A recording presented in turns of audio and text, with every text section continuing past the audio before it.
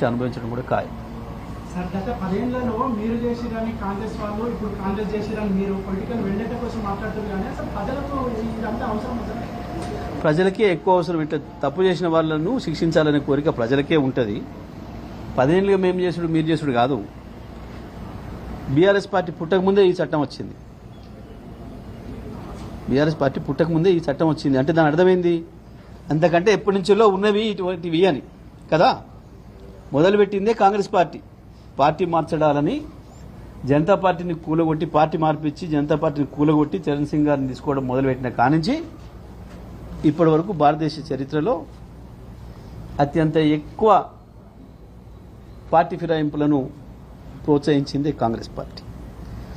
ఆ తర్వాత బీజేపీ వచ్చిన తర్వాత మధ్యలో ఎప్పుడైతే బీజేపీ గవర్నమెంట్ను కూల్చడానికి నిలబెట్టుకోవడానికి వాజ్పేయి ప్రయత్నం చేసినరో ఆ తర్వాత మళ్ళీ ఈ చట్టాన్ని తీసుకొచ్చింది కూడా కాంగ్రెస్ పార్టీ. ఎక్కడ బీఆర్ఎస్ పాత్ర లేదు దీంట్లో. ఈ 10 ఏళ్లలో 11 ఏళ్లలో కాంగ్రెస్ను మించి ఇంకా అంతకంటే ఎక్కువ ఫిరాయింపులు చేసి అంతకుముందు వ్యక్తుల్ని ఫిరాయింపు చేసేది కానీ ప్రభుత్వాన్నే ఫిరాయింపు చేసిండు మోడీ గారు. ఈరోజు సాయంత్రం వరకు కాంగ్రెస్ పార్టీ ముఖ్యమంత్రిగా ఉన్న ఆయన రేపు పొద్దున తెల్లారే వరకే బీజేపీ ముఖ్యమంత్రి కూడా అయింది. ఇది మనందరం కళ్ళ ముందున్న విషయం. ఇందులో ఈ చట్టంలో టీఆర్ఎస్ పాత్ర ఏం లేదు. ఈ చట్టం తెచ్చినప్పుడు ఈ 2 జాతీయ పార్టీలే పార్లమెంట్లో ప్రాతినిధ్యం ఉన్నాయి, కాంగ్రెస్ బీజేపీలు. ఈ దేశంలో ఇట్లాంటి ఏమైనా జరిగినాయి అంటే దానికి పూర్తి బాధ్యత కాంగ్రెస్ బీజేపీ 2 పార్టీలది. ఈ దేశాన్ని ఏలిన 2 జాతీయ పార్టీలు వాళ్ళదే ప్రధానమైన బాధ్యత తప్ప ఇంకోటి కాదు. సార్, మనం మాట్లాడుకునేది ఒక్క తెలంగాణ రైట్. సో బీఆర్ఎస్ లోకి ఎవరైనా ఎమ్మెల్యే వచ్చేటప్పుడు లాస్ట్ 10 years లో మీరు రాజీనామా చేసి రావాలని ఎప్పుడైనా మీరు చెప్పారా? మేము విలీనం చేసుకున్నాం.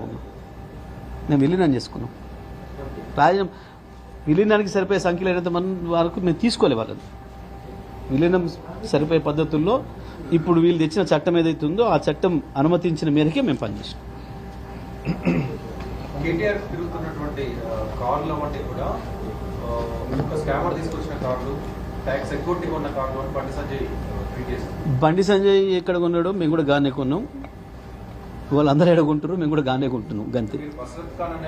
నేను ఏమంటున్నా, బండి సంజయ్ తిరిగే కార్లు ఏ షోరూంలో కొంటారో మేము కూడా అదే షోరూంలో కొంటున్నాం. సెకండరీ కూడా కొంటాం. ఇప్పుడు నువ్వు అమ్మితే నేను కొననా? ఇప్పుడు నా కారు కూడా తీసేస్తున్నాను, నేను అమ్ముతున్నాను, నువ్వు కొనవా?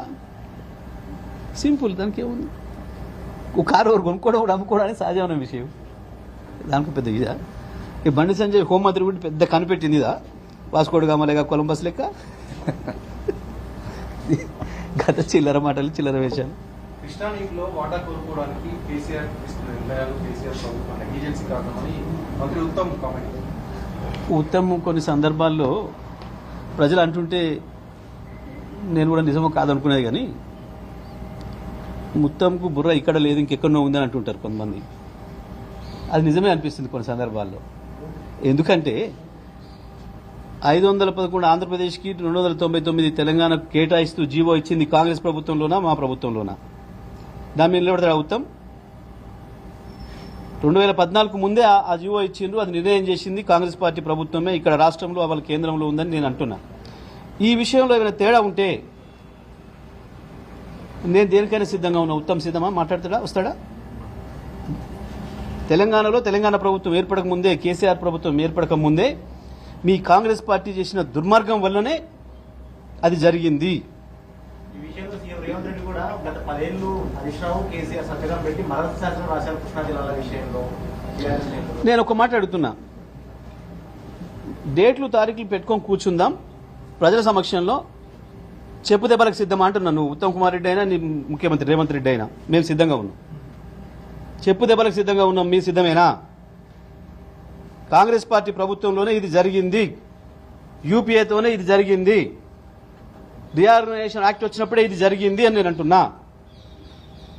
ఆ ద్రోహానికి బాధ్యులు మీరే.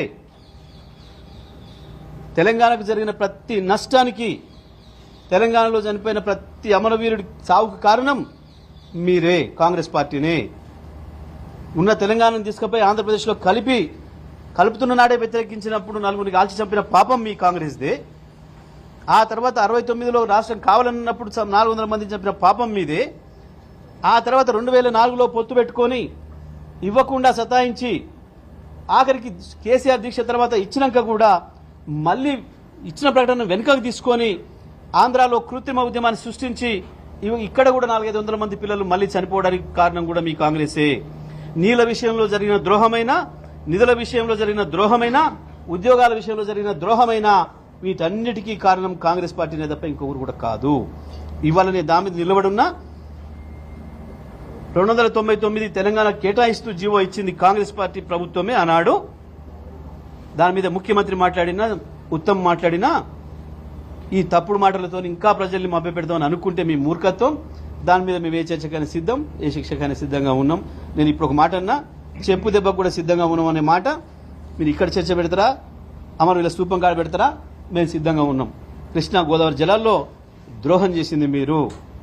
అంతెందుకు ఆ 299 కూడా వాడుకోవడం చేతగాని దద్దమ్మలు మీరు. ఈ మాట నేనండి, కేఆర్ఎంబి అనేది మొన్న యాసంగిలో చంద్రబాబు నాయుడు ఇప్పుడే ఎక్కువ తీసుకుపోయిండు, 650 టీఎంసీలు తీసుకుపోయిండు. వాస్తవానికి మీకు 350 పైన టీఎంసీలు ఉన్నాయి మీ వాటా ఈ సంవత్సరం.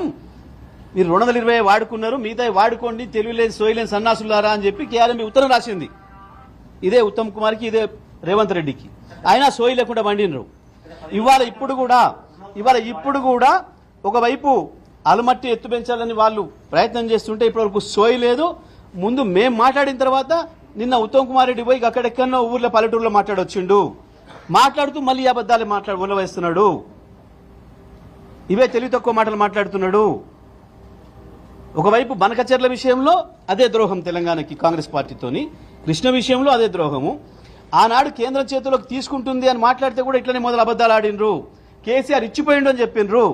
నల్గొండ జిల్లా ప్రజలు చెప్పులతో కొట్టిన తర్వాత 1,00,000 మంది మీటింగ్ పెట్టి అప్పుడు అసెంబ్లీలో తీర్మానం పెట్టిండ్రు, లేదు మేము ఇవ్వము అని.